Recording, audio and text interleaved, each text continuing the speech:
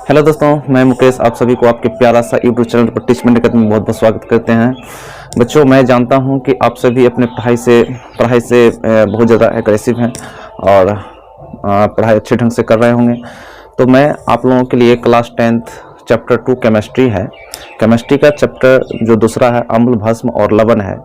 आज उस चैप्टर में हम लोग जो है हमारे दैनिक जीवन में पीएच का क्या महत्व होता है उसके बारे में जानेंगे। तो दोस्तों, इस वीडियो में जो है शुरू से लेकर के अंत तक बने रहें और इस वीडियो से आप लाभ प्राप्त करें। अगर वीडियो अच्छा लगे तो वीडियो को लाइक कर दें और अपने दोस्तों में शेयर कर दें।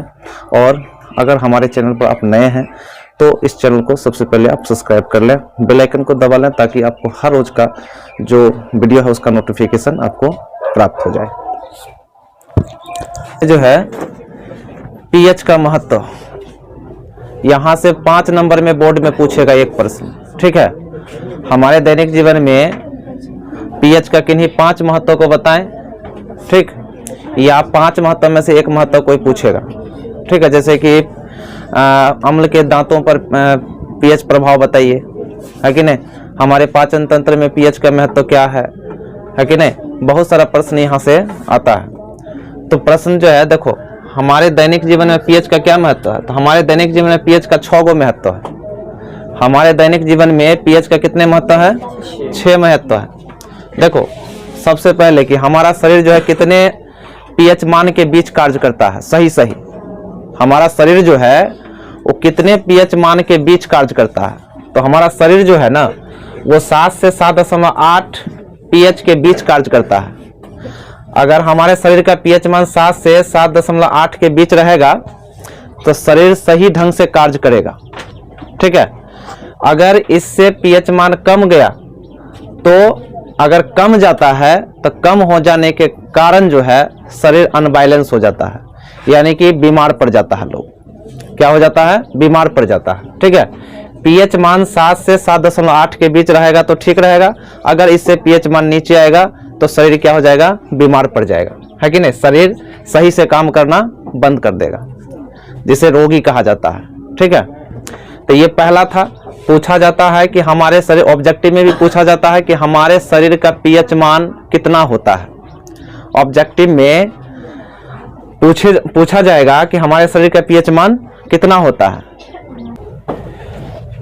ऑब्जेक्टिव में जब पूछा जाएगा हमारे शरीर का पीएच मान कितना होता है तो जवाब होगा 7 से 7.8 के बीच, ठीक है। एक ऑप्शन, 4 ऑप्शन में से एक सही उत्तर जो होगा वो होगा 7 से 7.8 के बीच, ठीक है।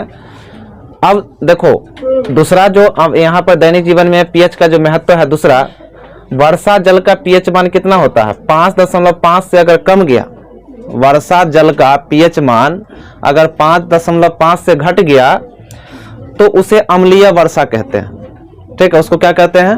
अम्लीय वर्षा। यानी अम्लीय क्यों कहते हैं? अगर पीएच मान देखो अगर 5.5 से अगर कम गया, मतलब पीएच 5.5 है तो ठीक है। अगर इससे घट गया पीएच मान तो ऐसे स्थिति में अम्लीयता बढ़ जाती है। पानी का अम्लीयता क्या होता है? बढ़ जाता है। और पानी का अम्लीयता जैसे ही बढ़ेगा तो उसमें रहने वाले जितने भी जीव जंतु होते हैं या पेड़ पौधे भी होते हैं, जैसे वर्षा हो रहा है, अम्लीय वर्षा। अगर पानी का पीएच मान 5.5 से कम गया तो धरती पर सभी जीव जंतु संकट में आ जाता है। एक पेड़ पौधे भी क्या है? एक जीव ही है कि नहीं। तो पेड़ पौधे हो गया या जल में निवास करने वाले जो जीव हैं, जैसे मछली है या अन्य कोई भी जीव है, तो वो सभी क्या होते हैं? संकट में आ जाते हैं। यानी कि अम्ल बढ़ेगा, अम्लीयता अगर पानी का बढ़ गया, चाहे वर्षा का पानी हो या फिर कहीं नदी नाला पोखर का पानी हो, ठीक है। तो अम्लीयता बढ़ने के कारण क्या होता है कि उसमें निवास करने वाले जितने भी जीव होते हैं वो सभी संकट में आ जाते हैं, यानी कि मरना चालू हो जाता है, जीव मरने लगते हैं। अम्लीयता पानी का अगर बढ़ जाता है तो इसलिए यहाँ पर लिखा गया है कि वर्षा के जल का पीएच मान 5.5 से अगर कम हो जाता है तो उसमें अम्लीयता बढ़ जाती है और इससे क्या होता है कि जीव जंतु संकट में आ जाते हैं, ठीक है। ऐसे भी इसको जवाब दे सकते हैं कि वर्षा के जल का पीएच मान 5.5 से कम हो जाता है तो उसे अम्लीय वर्षा कहते हैं। उसे क्या कहते हैं? अम्लीय वर्षा कहते हैं। और इससे जीव जंतु क्या होते हैं? संकट में आ जाते हैं, ठीक। तो 5.5 से हमेशा ऊपर या इसके बराबर पीएच मान पानी का रखना है कि नहीं। तीसरा है हमारे मुंह का पीएच मान कितना होता है 5.5 से अगर इसमें भी घट गया, हमारे मुंह में जो पीएच होता है ना, मुंह में जो लार होता है, लार, तो लार क्षारीय होता है। लार कैसा होता है? क्षारीय प्रकृति का होता है। अगर मुंह में पीएच मान 5.5 से नीचे हो गया तब दांतों का क्षय हो जाता है, यानी कि दांत जो हमारा होता है ना वो क्या होता है? टूटना चालू कर देता है। क्षय का मतलब हो गया दांत खराब होना चालू हो जाएगा। क्यों? क्योंकि हमारे मुंह में हम जब लोग शर्करा युक्त यानी कि भोजन जो करते हैं, मीठा भोजन, तो मीठा भोजन करने के समय क्या होता है कि उस पर बैक्टीरिया लगता है। अम्ल का प्रभाव और चीनी के प्रभाव से क्या होता है कि बैक्टीरिया उत्पन्न होता है, और बैक्टीरिया क्या करता है? अम्लीयता उत्पन्न करता है। जैसे चीनी मतलब मीठा भोजन जैसे ही हम करते हैं तो वैसे स्थिति में क्या होता है कि बैक्टीरिया अपघटन का काम करता है। उस टाइम अपघटन जब बैक्टीरिया करता है ना मुंह में चीनी का, तो उस टाइम में अम्ल उत्पन्न होता है मुंह में, और अम्लीयता अगर 5.5 से नीचे हो गया तो वैसे स्थिति में क्या होता है कि दांत का खराब होना चालू हो जाता है, दांत खराब होने लगता है। तो हमारे मुंह में जो लार होता है ना, मुंह में लार यानी कि जो लेर आता है, वो लेर क्या होता है? क्षारीय प्रकृति का होता है, और क्षारीय प्रकृति के होने के कारण हमारा दांत जो होता है, हमारे मुंह में जो पीएच होता है 5.5 को बनाए रखता है। कौन? हमारे मुंह में जो लार आता है वो, क्योंकि लार क्या होता है? क्षारीय होता है। तो 100% ये मुंह को क्षार नहीं बना पाता है, यानी कि पूरा का पूरा क्षार नहीं बना पाता है लार, कुछ अवशेष रह जाता है अम्ल।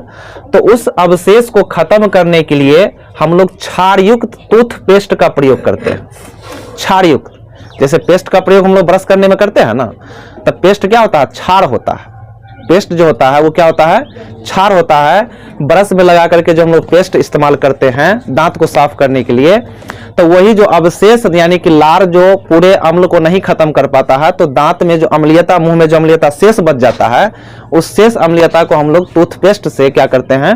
साफ करते हैं। या फिर नीम का दातुन का प्रयोग करते हैं। नीम का जो दतमन होता है ना, उस दातुन का प्रयोग करके हम लोग क्या करते हैं? मुंह की अम्लीयता को खत्म करते हैं। मुंह में जो अम्लीयता बना हुआ है उस अम्लीयता को क्या करते हैं? खत्म करते हैं। अब देखो चौथा है, यहाँ पे मधुमक्खी काटता है सभी को, है कि नहीं? मधुमक्खी का डंक जो होता है ना, मधुमक्खी के डंक में क्या पाया जाता है? तो मधुमक्खी के डंक में जो होता है वो फॉर्मिक अम्ल पाया जाता है। मधुमक्खी के डंक जैसे ही मारा, ठीक है, तो उस टाइम में वो हमारे मांसपेशी में कौन सा अम्ल छोड़ता है? तो फॉर्मिक अम्ल छोड़ देता है। ठीक है, फॉर्मिक अम्ल। ये फॉर्मिक अम्ल क्या करता है कि जलन पैदा करता है और दर्द पैदा करेगा। ये फॉर्मिक अम्ल जैसे ही हमारे मांसपेशी में जाता है तो ये जलन और दर्द उत्पन्न कर देता है। अब इस जलन को खत्म करने के लिए, इस देखो जो जलन और दर्द जो उत्पन्न होता है उसको खत्म करने के लिए, यानी कि इस अम्ल के प्रभाव को खत्म करने के लिए हम लोग बेकिंग सोडा का प्रयोग करते हैं। ये बेकिंग सोडा होता है क्षारीय प्रकृति का। ठीक है, अगर वहां पे बेकिंग सोडा का प्रयोग करोगे तो ये जलन और दर्द क्या हो जाएगा? यानी कि फॉर्मिक अम्ल के प्रभाव को नष्ट कौन करता है? Baking soda. क्यों? ये अम्ल है और ये क्षार है, तो अम्ल और क्षार मिलकर के क्या होता है? उदासीन कर देता है। तो इस फॉर्मिक अम्ल के प्रभाव को खत्म करने के लिए हम लोग किसका इस्तेमाल करते हैं? बेकिंग सोडा का प्रयोग करते हैं। ठीक है, ये चौथा हो गया इसका महत्व। अब पांचवा महत्व है, खेत की बात कर लेते हैं। जब मिट्टी का पीएच मान कितना होना चाहिए? तो 7 के आसपास होना चाहिए। मतलब खेत में अच्छा फसल हो इसके लिए मिट्टी का पीएच मान 7 के आसपास होना चाहिए। किसके आसपास होना चाहिए? 7 के आसपास होना चाहिए। अगर 7 के आसपास नहीं है, मिट्टी का पीएच मान अगर घट जाता है 7 से, तो वैसे स्थिति में किसान क्या करते हैं? मिट्टी में कली चूना मिलाते हैं, या फिर भखड़ा चूना, या नहीं तो कैल्शियम कार्बोनेट कह सकते हैं। ठीक है, तो किसान अब कैल्शियम कार्बोनेट या कली चूना क्या है? तो क्षार प्रकृति का है। ये सब क्या? क्षारीय प्रकृति का है। अब इसको जो मिलाया जाएगा तो मिट्टी में जो पीएच मान घट गया है उस पीएच मान को कंट्रोल करता है, मेंटेन करता है। यानी कि जो घटा हुआ पीएच मान है उस पीएच मान को पूर्ति करता है कौन?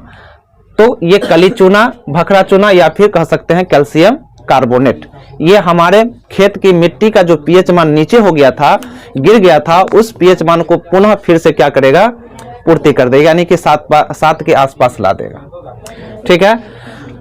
अब यहां पर रही बात कि अगर पीएच मान अगर बढ़ जाता है तो फसल क्या होता है, अगर 7 के आसपास है तो अच्छा फसल होगा, अगर 7 से कम गया पीएच मान तो वैसे स्थिति में फसल अच्छा नहीं होगा। पेड़ पौधे जो हम खेत में लगाएंगे वो पौधा सही से विकास नहीं करेगा। इसलिए उस समय किसान मिट्टी में कली चूना मिला करके अब पीएच को मेंटेन करते हैं। चलो छठा देखते हैं। अब हमारे पेट की बात करते हैं। हमारे पेट में भी हाइड्रोक्लोरिक अम्ल है। हमारे पेट में कौन सा अम्ल है, हाइड्रोक्लोरिक अम्ल है, HCl है। हमारे पेट में HCl है, हाइड्रोक्लोरिक अम्ल है। अब ये HCl जो है, ये HCl 1% बनता है हमारे पेट में। कितना परसेंट बनता है, 1%। हमारे पेट में पीएच कितना बनता है, 1% बनता है, जो भोजन को पचाने में सहायक है। किसको पचाने में, भोजन को पचाने में सहायक है। अब ये भोजन को पचाने में सहायक है तो 1% से कम होना चाहिए, 1% होना चाहिए। ठीक है, क्योंकि हाइड्रोक्लोरिक अम्ल का पीएच मान हम लोग ऑलरेडी कल पढ़ लिए हैं कि हाइड्रोक्लोरिक अम्ल का जो पीएच होता है, हाइड्रोक्लोरिक अम्ल का HCl का जो पीएच होता है वो 0 के बराबर होता है। किसके बराबर, 0 के बराबर। 0 का मतलब अत्यंत अम्लीय, पीएच 0 का मतलब हो गया अत्यंत अम्लीय। तो हमारे पेट में जो हाइड्रोक्लोरिक अम्ल बन रहा है वो 1% बनता है, जो भोजन को पचाने में सहायक होता है। ये उपयोगी है। अगर ये हाइड्रोक्लोरिक अम्ल नहीं उत्पन्न होगा पेट में तो फिर भोजन नहीं पच पाएगा सही से। यदि पीएच मान 1% से ज्यादा हो जाता है, अगर पीएच 1% से ज्यादा हो जाता है तो पेट में गैस और जलन होने लगता है। पेट में गैस भी बनेगा और जलन भी उत्पन्न करेगा। तो इसके मतलब इस प्रभाव को यानी कि खत्म करने के लिए, जो 1% से ज्यादा हो गया पीएच, अगर पेट में हाइड्रोक्लोरिक अम्ल का पीएच कितना है, 1% है, अगर 1% से ज्यादा हो गया तो क्या दिक्कतें होती है, तो दिक्कत यह है कि पेट में गैस बनना चालू हो जाता है, पेट में गैस और जलन होना चालू हो जाता है। ठीक है, तो इसको कम करने के लिए हम लोग क्या करते हैं, एंटासिड क्षार है। एंटासिड क्या है, क्षार है, क्षार का गोली लेते हैं। ठीक है, एंटासिड का प्रयोग करते हैं जिससे कि हमारे पेट में बढ़े हुए अम्ल जो है उसको क्या करता है, ये मेंटेन करता है, यानी कि सही से रखता है, कोई दिक्कत नहीं।